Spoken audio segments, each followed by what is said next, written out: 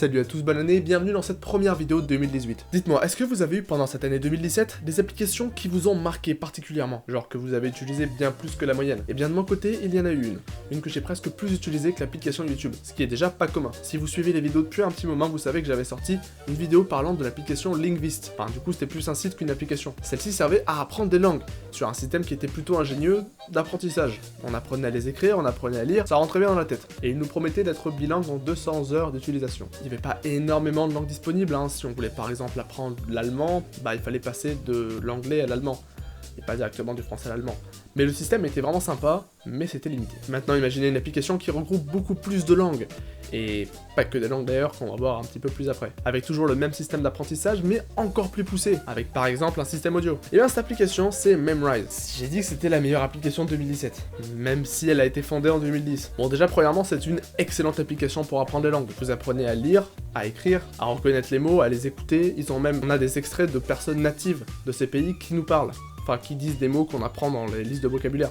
Ça fait que du coup on a même à l'oreille comment c'est prononcé par les natifs. On a je crois 25 langues avec plus de 500 cours. De mon côté j'apprends le japonais depuis à peu près 10 mois à peu près. Et je n'utilise l'application que depuis septembre 2017. J'ai appris, tenez-vous bien, plus de 1100 mots. Parce qu'il va vous les rabâcher jusqu'à ce que vous les sachiez. Vous avez des cours à thème par exemple dans le resto, à l'aéroport. Voilà, des trucs qui peuvent servir dans la vie de tous les jours quand vous partez en voyage. Du coup, c'est pas la vie de tous les jours, mais t'as compris. Mais je vais revenir sur le thème cours de base. Les cours officiels créés par Memrise. Parce que oui, vous pouvez créer vos cours. Et les gens créent des cours. Et ça, c'est fou.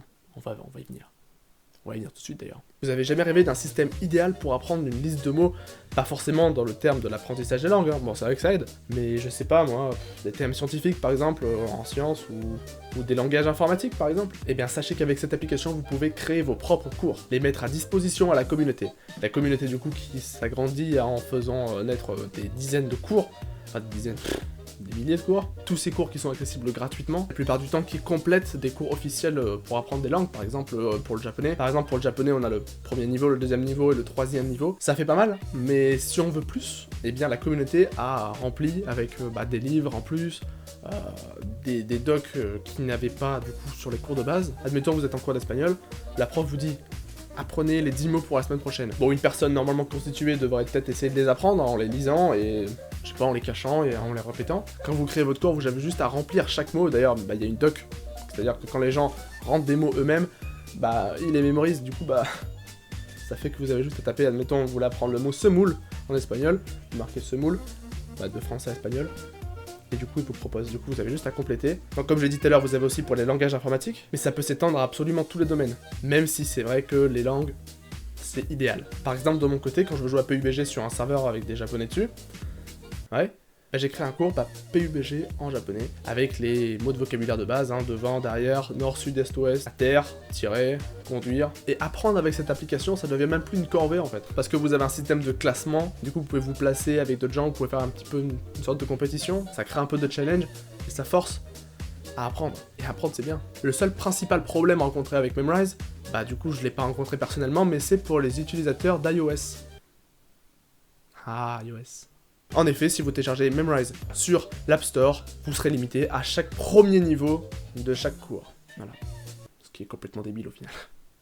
Bon sur Android, vous avez la possibilité de faire tous les cours gratuitement. Et je me tâte d'ailleurs à prendre la version payante avec une large gamme d'apprentissages différents, de façons de voir les choses. J'espère que cette vidéo vous aura plu. Avant de finir la vidéo, j'aimerais quand même vous dire que j'ai fait des concours avant Noël. Le problème c'est que, je les ai sortis le jour de Noël, du coup à Noël il n'y a pas beaucoup de gens qui regardent YouTube. Du coup vous avez raté la plupart des concours, ce qui est assez dommage. Bref, en tout cas j'espère que cette vidéo vous aura plu. N'hésitez pas à la partager et abonnez-vous bien sûr. Moi je vous dis à la prochaine. Ciao tout le monde.